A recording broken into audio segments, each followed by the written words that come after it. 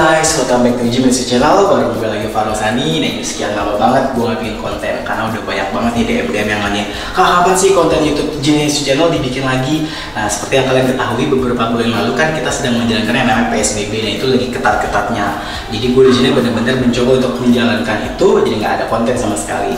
Berhubung saat ini udah new normal, gue akan coba bikin konten lagi seperti yang kalian mau. Dan kali ini gue akan mendatangin salah satu narasumber atlet body contest yang lagi naik daun banget. Kenapa gue bilang lagi naik daun? Karena yang gue lihat dari Instagramnya itu, dia tuh endorsannya banyak banget. Ini keren banget. Dia salah satu pengusaha tempat gym. Terus yang kedua, foto-fotonya tuh keren-keren banget. Kayak udah banyak banget foto-foto oleh fotografer yang nawarin.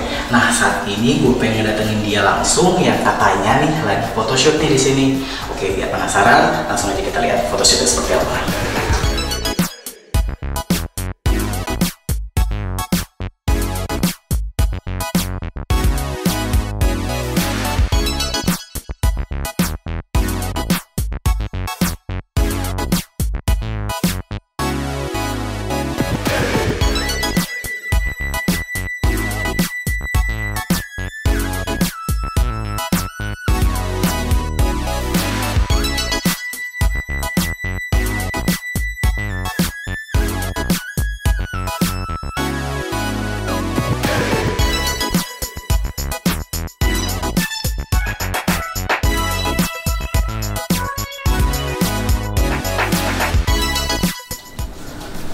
Woi bro, mana nih? Oh, sorry bro, baru selesai gue, baru selesai. Bisa langsung atau gimana nih? Gue ganti baju dulu, oke? Gue tunggu luar ya.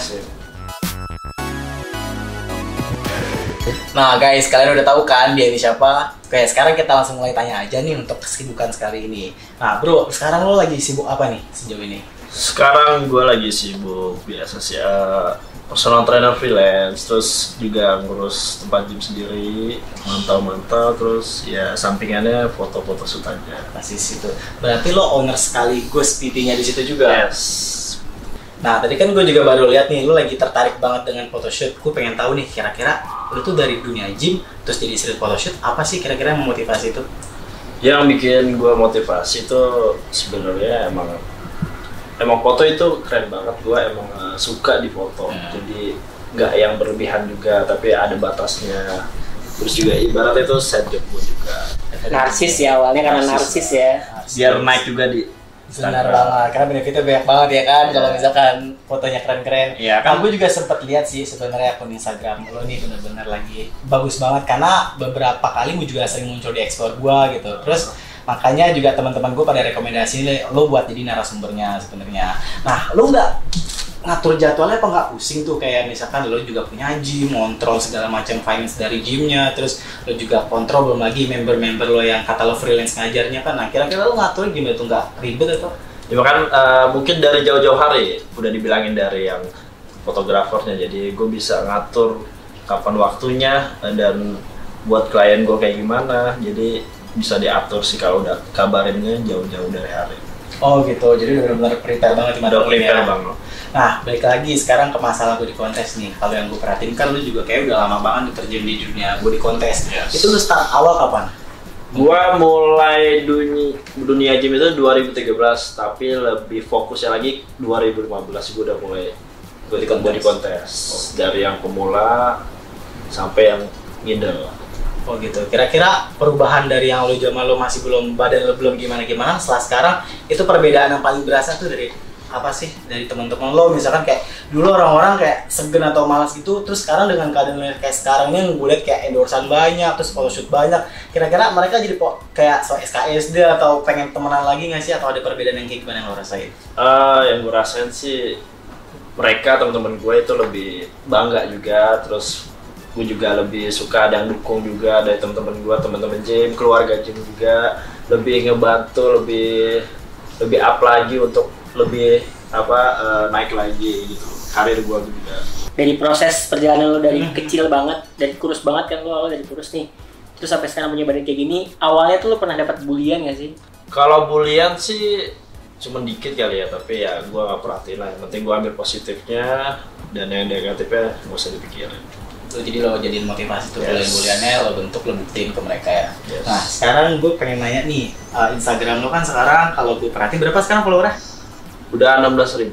Gila, 16.000. Kayaknya beberapa waktu yang lalu ada yang bilang sama gue, itu sebenarnya efek salah satu dari lo sering photoshoot apa enggak sih? Gue pas naik bener-bener emang naik Instagram gitu pas photoshoot kayak. Jadi ya pas photoshoot produk baju olahraga, olahraga itu yang bikin gue naik. Jadi itu juga yang bikin lo sekarang makin kayak interest untuk photoshoot terus. Yes. Enggak itu juga. Jadi pas body contest juga Instagram gue naik karena kan gue emang dulu pemula itu gue sering juara 1 terus. Jadi Instagram gue agak naik. Jadi di kategori lo sering banget nih juarain? Ya itu waktu gue kelas pemula, kalau middle gue masih belum. Saingannya berat.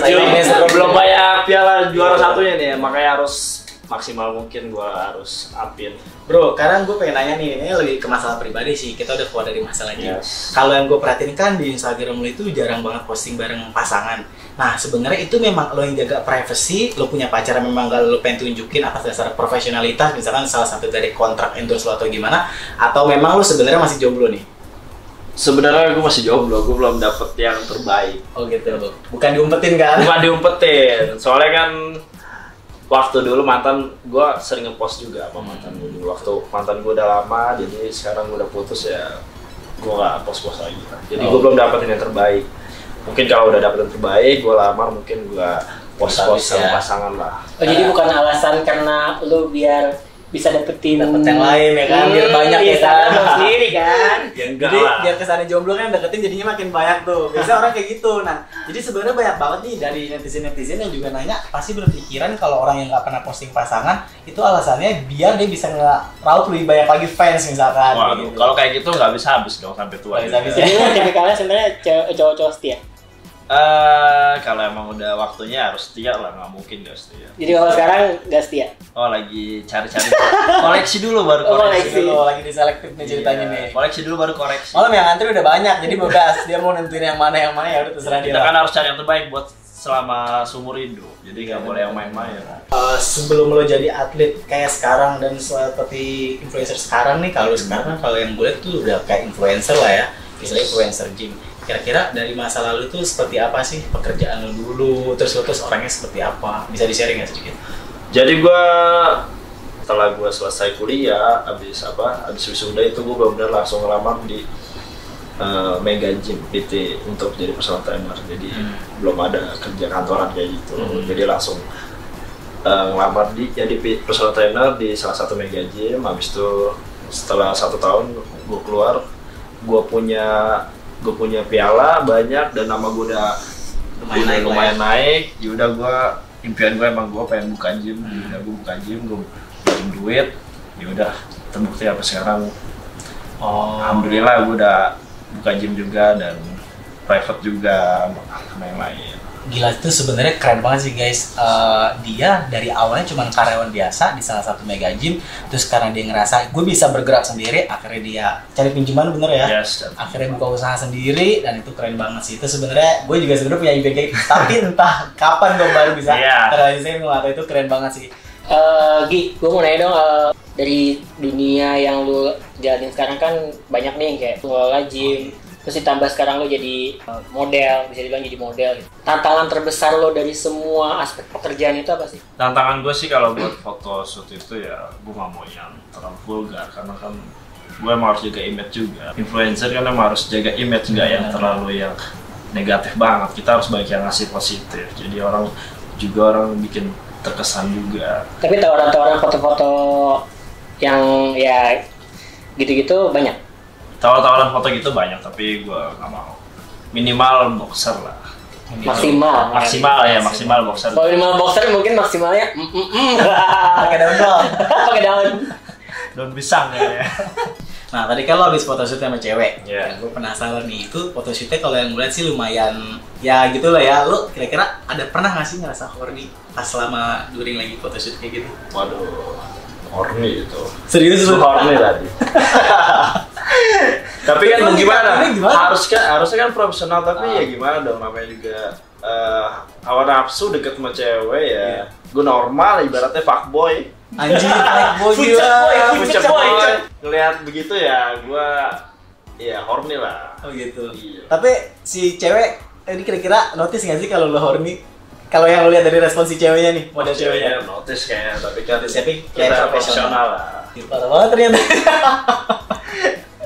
Fotografer ini Normal berarti normal. Oke. Terus satu lagi. Nah, kalau udah kejadian kayak gitu nih, lo udah jelas nih lo horny. Lo ada pernah rasa kayak anjir, penasaran terus gue pengen hubungin atau ada next communication gak sih sama si model ini? Lo ada nggak sih hasil Wah, kayak gitu? ada banget harusnya sih tadi. Tadi pengen terus nggak jadi.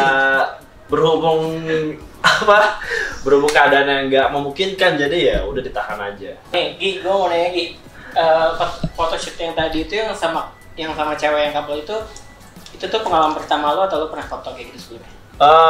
Sebelumnya gue pernah sekali aja sama bule itu dulu.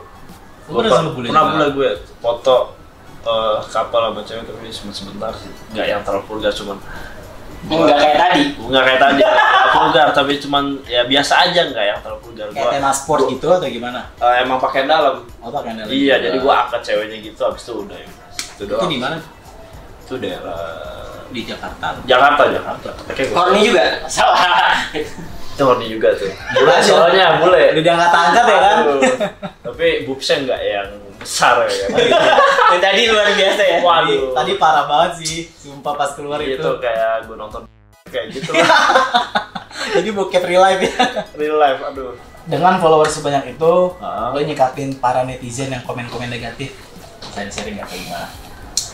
Kalau DM yang masuk sih pasti ada yang negatif, ada yang positif. Mungkin gue lebih balesnya mungkin di komen feeds gue. Jadi kalau di DM, kalau yang nggak berhubungan dengan personal trainer gue ataupun endorse ataupun photoshoot, gue nggak bakal respon ya.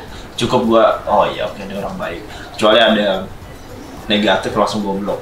Kan ada orang baik yang kayak cuma ngasih love, misalkan kayak dia suka, ini udah tanda banget nih kalau dia suka sama lo, kayak centil. Yeah. Itu kan sebenarnya positif kan, Yeah, dia nggak positif. benci dan nggak haters juga.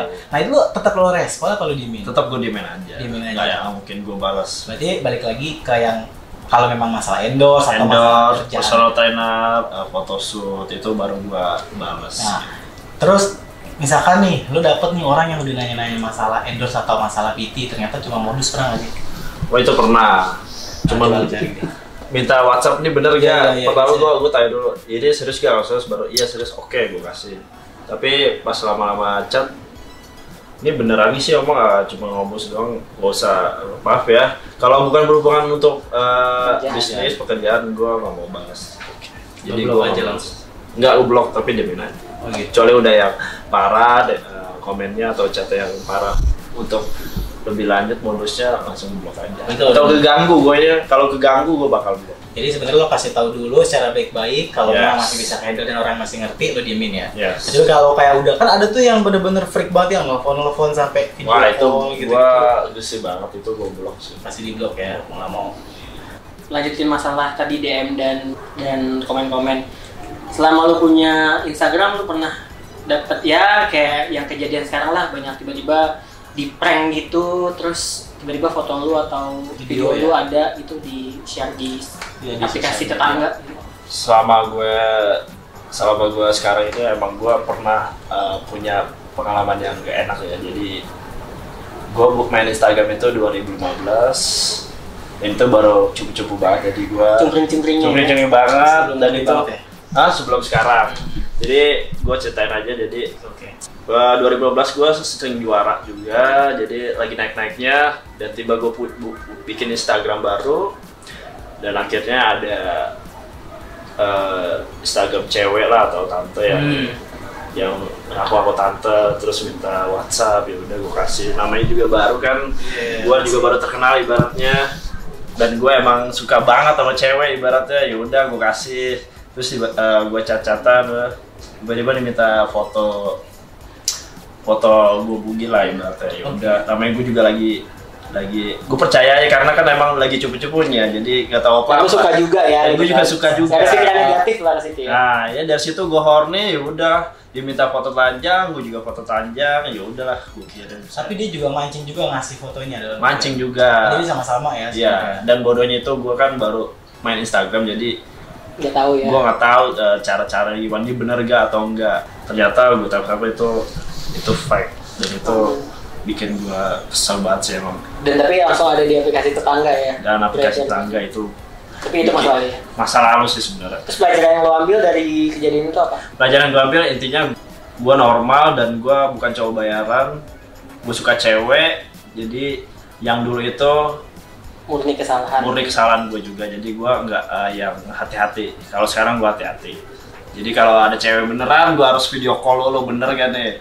Kalau bener yaudah kita ketemuan. Pokoknya tetap aja ikon lo sebagai fucek boy ini tetap ada, tapi sekarang lebih berhati-hati ya. Tapi dengan cara yang lebih bersih. Berhati-hati lah. Nah guys, jadi itu sering banget kejadian ya di semua atlet-atlet di kontes ya guys. Ya, bukan gue doang ya. Jadi itu banyak banget beredar-beredar video-video yang prank, yang ngaku-ngaku cewek atau tante-tante. Biasanya mereka memang nekat dengan cara ya ngasih unjuk bener-bener videonya mereka lagi bugil.